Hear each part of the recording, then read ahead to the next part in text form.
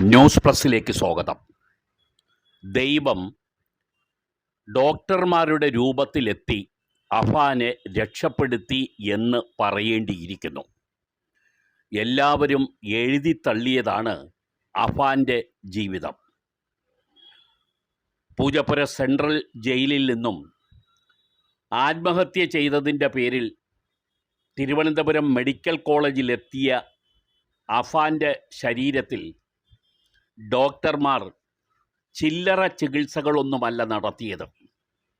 വളരെ ഗൗരവത്തോടുകൂടി തന്നെ ആ 23-കാരനെ രക്ഷപ്പെടുത്തിയെടുക്കാൻ ഡോക്ടർമാർ അവർക്ക് ആവും വിധമൊക്കെ തന്നെ ശ്രമിച്ചു. അതിൻ്റെ റിസൾട്ട് ഉണ്ടാവുകയും ചെയ്തു. ഒരു മലയാള ദിനപത്രം റിപ്പോർട്ട് ചെയ്തത് അത്ഭുതകരമായ തിരിച്ചുവരവ് എന്നാണ്. അഫാൻ്റെ ജീവിതത്തിലേക്കുള്ള തിരിച്ചുവരവ് തികച്ചും അത്ഭുതകരം തന്നെയാണ്.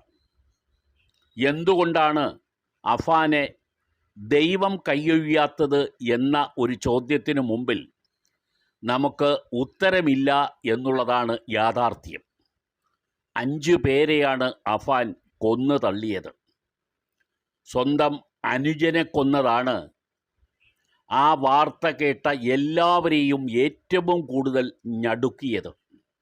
ഒരു കുറ്റവും ചെയ്യാതിരുന്ന അഫ്വാൻ എന്ന് പറയുന്ന തൻ്റെ കുഞ്ഞനുജനെ അഫാൻ കൊലപ്പെടുത്തിയത് താൻ കൂടി ഇല്ലാതാകുന്ന ലോകത്ത് ഇനി തൻ്റെ കുഞ്ഞനുജൻ ഒറ്റയ്ക്കാവരുത് എന്നുള്ളത് കൊണ്ടായിരുന്നു എന്നാണ് അഫാൻ പോലീസിനോട് പറഞ്ഞത്. താനും ഈ 5 കൊലപാതകങ്ങൾ, അതിനോടൊപ്പം അമ്മ കൂടി മരണപ്പെടുമെന്നുള്ള ഉറപ്പ്, അങ്ങനെ 6 മരണങ്ങൾ കഴിഞ്ഞാൽ അടുത്തത് തൻ്റെ മരണം തന്നെ ആയിരിക്കണം എന്ന് തീരുമാനിച്ചാണ് അഫാൻ എലിവിഷം കഴിച്ചതിന് ശേഷം പോലീസ് സ്റ്റേഷനിലേക്ക് കീഴടങ്ങാൻ പോയത്. പക്ഷേ അവിടെയും ദൈവം അഫാനെ അനുവദിച്ചില്ല. പിന്നീട് ജയിലിലെത്തിയതിനു ശേഷം ഒരു വട്ടം കൂടി മുമ്പ് ആത്മഹത്യയ്ക്ക് ശ്രമിച്ചിരുന്നു. അവിടെയും അത് പരാജയപ്പെട്ടു. ഏറ്റവും ഒടുവിലത്തെ ആത്മഹത്യ ഒരു സഹതടവുകാരൻ്റെ ലുങ്കി എടുത്ത് ടോയ്ലറ്റിനകത്ത് കെട്ടി ആത്മഹത്യ ചെയ്തു എന്നുള്ളതാണ്, ആത്മഹത്യയ്ക്ക് ശ്രമിച്ചു എന്നുള്ളതാണ്. ഞൊടിയിടയിൽ തന്നെ തിരുവനന്തപുരം മെഡിക്കൽ കോളേജിൽ അഫാനെ എത്തിച്ചത് കൊണ്ട് മാത്രമാണ് അഫാൻ രക്ഷപ്പെട്ടത്. പക്ഷേ അവിടെ ആത്മഹത്യ വിജയിക്കുമായിരുന്ന അവസരം എത്തിയപ്പോൾ പെട്ടെന്നുണ്ടായ ഒരു ഞരക്കം കേട്ടാണ് അഫാനെ നിരീക്ഷിക്കേണ്ടിയിരുന്ന സഹതടവുകാരൻ ഓടിയെത്തിയത് എന്ന് പറയുന്നു. തുടർന്ന് മറ്റുള്ളവരും ചേർന്ന് ആ ബോഡി അഴിച്ച് താഴെ കിടത്തി പ്രാഥമിക ചികിത്സ നൽകിയെന്നും പറയുന്നു. തുടർന്ന് മെഡിക്കൽ കോളേജിലേക്ക് നിമിഷങ്ങൾക്കുള്ളിൽ എത്തിച്ചത്. ഇതിനെ തുടർന്നാണ് അഫാൻ തീവ്ര പരിചരണത്തിലേക്ക് മാറിയത്. ഗുരുതരമായ പരിക്കാണ് ഈ ആത്മഹത്യാ ശ്രമത്തിൽ അഫാന് പറ്റിയത്. ഏകദേശം 6 ദിവസം വരെ വെന്റിലേറ്ററിൽ തന്നെയായിരുന്നു. ICUവിനകത്ത വെന്റിലേറ്ററിൽ ഒരാളെയും പ്രവേശിപ്പിക്കാതെ ഡോക്ടർമാർ അതീവ ശ്രദ്ധയോടുകൂടി തന്നെ അഫാനെ ചികിത്സിച്ചു. ഇപ്പോൾ സ്വയം എഴുന്നേറ്റ് നടക്കാവുന്ന സ്ഥിതിയിലെത്തി. അപകട നില തരണം ചെയ്യുകയും ചെയ്തു. വെന്റിലേറ്ററിൽ നിന്ന് അഫാനെ മാറ്റിയിട്ടുണ്ട്. ആശുപത്രിയിൽ തന്നെയുള്ള തടവുകാർക്ക് വേണ്ടിയുള്ള സെല്ലിലേക്കാണ് ഇപ്പോൾ അഫാനെ പ്രവേശിപ്പിച്ചിരിക്കുന്നത്. ഇത് മനോരോഗ വിദഗ്ധരുടെ കൗൺസിലിംഗ് വേണമെന്ന് ഡോക്ടർമാർ നിർദ്ദേശിച്ചതിനെ തുടർന്നാണ് ഒരു മെഡിക്കൽ ബോർഡ് കൂടി ചേർന്ന് സ്ഥിതിഗതികൾ അവലോകനം ചെയ്യാനും തീരുമാനിച്ചിട്ടുണ്ട്. ഈ കൗൺസിലിങ്ങും ഈ മെഡിക്കൽ ബോർഡിൻ്റെ അവലോകനവും കഴിഞ്ഞതിന് ശേഷം മാത്രമേ അഫാനെ ഡിസ്ചാർജ് ചെയ്യുകയുള്ളൂ. അതുവരെ തിരുവനന്തപുരം മെഡിക്കൽ കോളേജിൽ തടവുകാർക്ക് വേണ്ടിയുള്ള സെല്ലിൽ അഫാന് കഴിയേണ്ടി വരും. അഫാൻ്റെ സ്ഥിതിഗതികൾ Thiruvananthapuram medical college superintendent doctor BS Sunilkumar മീഡിയാസിൽ ഇടയ്ക്ക് പങ്കുവെക്കുന്നുണ്ട്. സ്വന്തം സഹോദരനെയും അടുത്ത ബന്ധുക്കളെയും കാമുകിയെയുമൊക്കെ കൊലപ്പെടുത്തിയ അഫാന് യഥാർത്ഥത്തിൽ വീണ്ടും ജീവിതത്തിലേക്ക് കൊണ്ടുവരാൻ ദൈവം എന്താണ് കരുതി വച്ചിരിക്കുന്നത് എന്ന് നമുക്ക് ഊഹിക്കാൻ പോലും കഴിയുന്നില്ല. കാരണം ഇത്രയും പരിതാപകരമായ അല്ലെങ്കിൽ ഗുരുതരമായ ഒരവസ്ഥ ഉണ്ടായിട്ടുള്ള ഒരു വ്യക്തിയും ജീവിതത്തിലേക്ക് പിന്നെ തിരിച്ച് വന്നിട്ടില്ല എന്നുള്ളതാണ് യാഥാർത്ഥ്യം. കാരണം അത്രത്തോളം മാരകമായ ക്ഷതമാണ് തലച്ചോറിനും ഹൃദയത്തിനും ഏറ്റത്. ഓക്സിജൻ നിലച്ചുപോയ സമയമുണ്ടായിരുന്നു. അത് തലച്ചോറിൽ ഓക്സിജൻ എത്താത്ത ഒരു സ്ഥിതിയായിരുന്നു. അത് കാരണം അഫാൻ ജീവിതത്തിലേക്ക് മടങ്ങിയാലും കോമാ സ്റ്റേജിൽ വർഷങ്ങളോളം കിടക്കയിൽ തന്നെ കിടക്കേണ്ടി വരും എന്ന നിഗമനമായിരുന്നു ആദ്യം ഡോക്ടർമാർ പങ്കുവച്ചിരുന്നത്. പക്ഷേ ഓരോ ദിവസം കഴിയുന്തോറും സ്ഥിതിയിൽ പുതിയ മാറ്റങ്ങൾ വന്നത് ഡോക്ടർമാർ ശ്രദ്ധിച്ചു. ശബ്ദം കേട്ടാൽ പ്രതികരിക്കുന്ന ഒരു സ്ഥിതി വന്നു.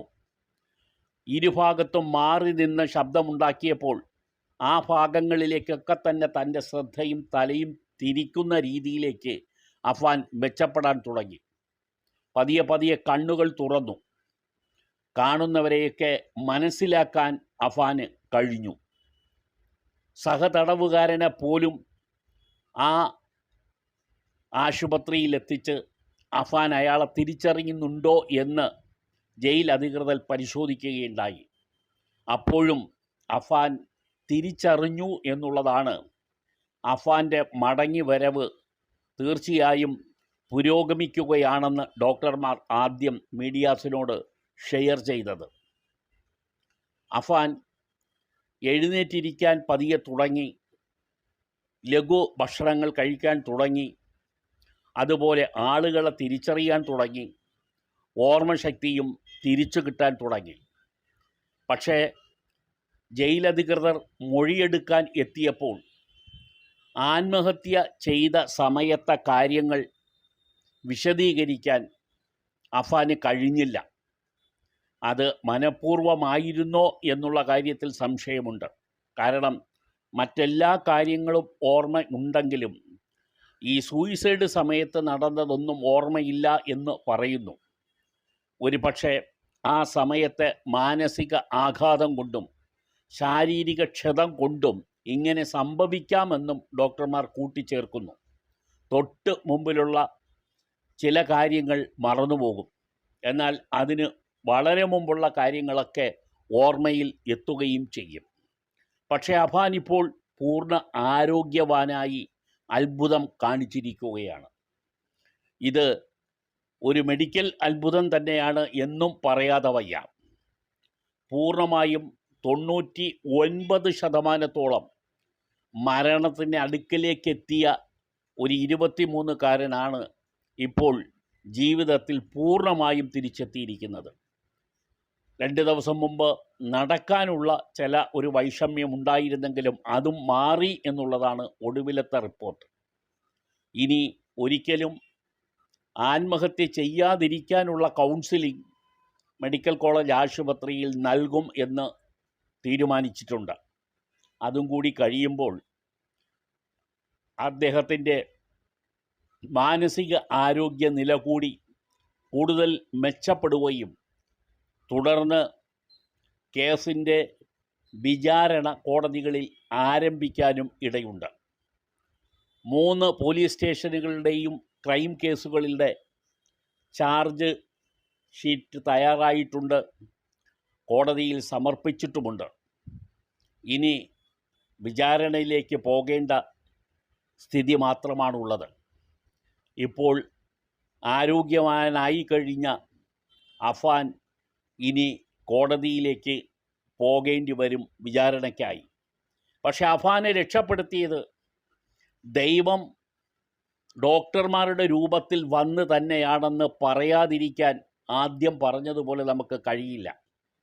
പക്ഷേ മറ്റൊന്നുകൂടിയുണ്ട്. ഇത്രയധികം കൊലപാതകങ്ങൾ നടത്തിയിട്ടും കേരളത്തിലെ നിരവധി അമ്മമാർ ഈ ചെറുപ്പക്കാരൻ മരണപ്പെടരുതെന്ന് ആഗ്രഹിച്ചിരുന്നു.